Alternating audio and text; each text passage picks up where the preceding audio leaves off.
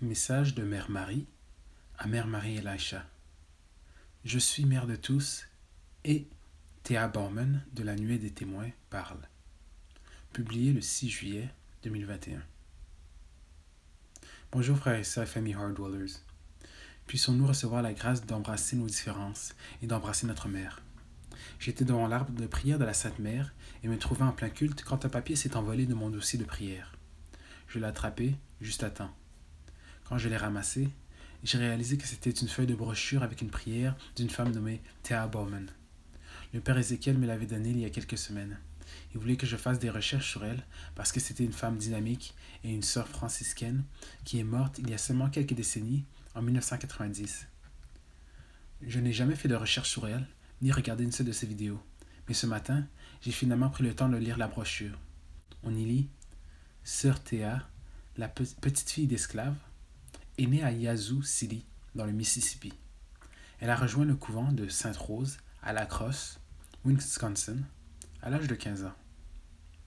Après avoir été inspirée et impressionnée par les sœurs franciscaines de l'adoration perpétuelle, qui étaient ses professeurs à l'école primaire, elle a développé une appréciation de son identité à la fois afro-américaine et catholique.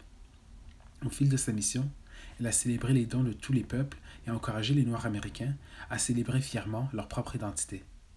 Elle était une poète, une prédicatrice, une maîtresse d'école, une vocaliste, une évangéliste et une catalysatrice afro-américaine. Elle a ranimé les congrégations grandes et petites avec sa voix dorée par Dieu, qui a fait danser, se mouvoir et se balancer plusieurs. Elle était un chant. Elle était la franciscaine toujours joyeuse. Une personne qui la connaissait bien parlait de Théa comme du printemps dans la vie de chacun. J'ai pensé, waouh, quelle femme! J'ai commencé à méditer sur les mots utilisés pour la décrire et à réfléchir à la façon dont elle embrassait ses racines afro-américaines tout en rassemblant les gens dans l'unité. Des pensées ont commencé à me venir à l'esprit et j'ai senti que la Sainte Mère voulait me parler et me dire que Théa voulait aussi me parler. Dans mon doute, j'ai continué à chasser les deux de mon esprit. Mais le coup de pouce était si fort. J'ai donc consulté les promesses bibliques et j'ai trouvé joie. Je me suis alors arrêté et j'ai commencé à écrire ce que j'entendais dans mon cœur. Alors que je disais « Je suis là, maman. Je suis désolé d'avoir douté de ta voix. J'avais peur de recevoir à nouveau un message de ma chair. Pardonne-moi, mais je suis ici maintenant pour recevoir la sagesse d'en haut sur le fait que tu es une mère pour tous. » En parenthèse, le matin précédent, j'avais reçu une parole du Seigneur, mais quand je l'ai discernée, elle venait de ma chair, car j'étais trop attaché au sujet. C'était décourageant. Alors, si je peux être honnête, je ne voulais pas essayer à nouveau de recevoir un message de peur que ce soit ma chair. Néanmoins, recevoir ce réma sur joie m'a vraiment encouragé et m'a fait savoir que c'était la Sainte Mère qui me parlait. Notre Mère de la Miséricorde a commencé. Oh ma toute petite, il n'y a pas à avoir peur. Contente-toi simplement d'écrire, puis de discerner. Tu l'as senti hier, n'est-ce pas, quand tu as commencé à réciter le message, que cela venait de tes propres pensées. Oui, mère, je l'ai senti. Ça ne s'écoulait pas comme à l'habitude. Tu deviens de plus en plus sensible à l'Esprit de Dieu. Tu vois, c'est une bonne chose. De plus, cela ne t'empêche pas d'entendre sa voix, la mienne ou celle de la nuée des témoins. Il y en a beaucoup qui veulent te parler, et je les ferai venir pour te donner des conseils. Comme Théa, maman. Le père Ézéchiel m'a donné ce papier il y a quelque temps, mais je n'ai jamais cherché à la connaître, et j'étais tellement occupé par d'autres choses, jusqu'à ce que je lise cette brochure. Elle semble être une âme merveilleuse. Nous avons été de bonnes amies. Notre mère de la miséricorde a répondu. Vous êtes de bonnes amies, ma fille. Elle est l'une des nombreuses personnes qui t'ont été confiées, car elle aussi guide ta vie par la prière et beaucoup d'intercession. Je l'ai fait venir pour te donner bons conseils. Elle a fermement embrassé sa foi avec beaucoup de joie. Elle a apporté de la joie à tant d'autres parce qu'elle portait la présence de Dieu et des mots d'amour dans son cœur. L'amour supplante toujours toutes les frontières, tous les obstacles et toutes les races. C'est l'amour qui est le langage qui permet d'unir tous les hommes, toutes les femmes, toutes les langues et toutes les tribus sous la direction de mon Fils, en aimant Jésus comme leur sauveur. Elle a vécu une époque difficile et même au sein de l'Église, la ségrégation et le racisme étaient monnaie courante. Pourtant, Elle n'a pas laissé cela l'arrêter. Une fois qu'elle a goûté à la douceur de l'amour de Dieu, elle a embrassé ce qu'elle était, sa culture, et a enseigné aux autres à faire de même, tout en orientant chacun vers le plus grand de tous, Jésus. Elle savait que c'était le fil conducteur. Le Christ en vous tous devient l'espoir de la gloire de vaincre et de détruire le pouvoir du racisme, même dans l'Église. Mes enfants bien-aimés, je suis la mère de tous, mère de toutes les tribus, de toutes les nations et de toutes les langues.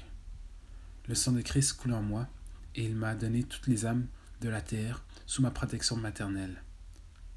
Vous voyez, Dieu aime la variété, et quelle meilleure façon d'illustrer sa créativité multiple et son amour de ce qui est unique que de créer de groupes de personnes, des races et des cultures différentes pour le glorifier. C'est à la tour de Babel que la sagesse de son plan a commencé, car chaque personne a été alors dispersée dans sa propre langue unique et a commencé à former des communautés qui sont maintenant vos ethnies et les cultures que vous avez aujourd'hui. Genèse 11, versets 1 à 9. Lorsque j'apparais à différents groupes de personnes, j'ai souvent pris la forme et l'apparence des femmes de leur culture afin qu'elles puissent s'identifier à moi. Et d'autres fois, je viens juste en tant que moi-même, comme je suis apparu pendant la vie de Jésus. Mais dans tout cela, je suis toujours la mère de tous. Ne permettez pas à la couleur de ma peau de séparer votre amour de moi ou de Jésus, car c'est l'une des principales tactiques de Satan, qui détruit actuellement l'Église, en donnant à beaucoup une sensibilité accrue à l'offense, aux préjugés raciaux et à la ségrégation. Ainsi, vous avez non seulement des églises séparées par des croyances doctrinales différentes, mais aussi par la race, alors que nous désirons que vous soyez un seul corps et une seule église. Pendant qu'elle parlait, Éphésiens 4, versets 4 à 6, m'est venu à l'esprit. Il y a un seul corps et un seul esprit, comme vous avez été appelés dans une seule espérance de votre vocation, un seul Seigneur, une seule foi, un seul baptême, un seul Dieu et Père de tous, qui est au-dessus de tous, à travers tous et en vous tous. J'ai entendu les réticences de certains, elle n'est pas la seule. Waouh! Et voilà que notre Mère de la Miséricorde répond à une déclaration que m'a faite l'un des intercesseurs en disant: Je dois te dire, honnêtement, je me demande pourquoi une mission basée au Ghana a choisi une représentation de la Sainte Mère aussi scandinave. A-t-elle préféré cela? Elle n'a pas besoin d'être la Notre-Dame de l'Afrique. Toutefois, une représentation aussi pâle semble perpétuer l'idée que pour être pure, ta peau doit être d'un blanc pur. Je n'ai pas de préjugés, je n'en ai jamais eu, mais j'ai du mal à m'identifier à cette représentation. Aide-moi à comprendre. Maintenant, si je peux être honnête, lorsque j'ai trouvé l'image de Notre-Dame d'Afrique, je me suis également demandé si elle ne serait pas plus appropriée pour établir un lien avec le peuple ghanéen plutôt que l'image de notre Mère de la Miséricorde. Mais je me suis dit que si elle apparaissait ainsi et qu'elle voulait que je diffuse la dévotion de cette manière, je devais faire confiance à son jugement et savoir qu'elle attirerait les cœurs de toutes les manières.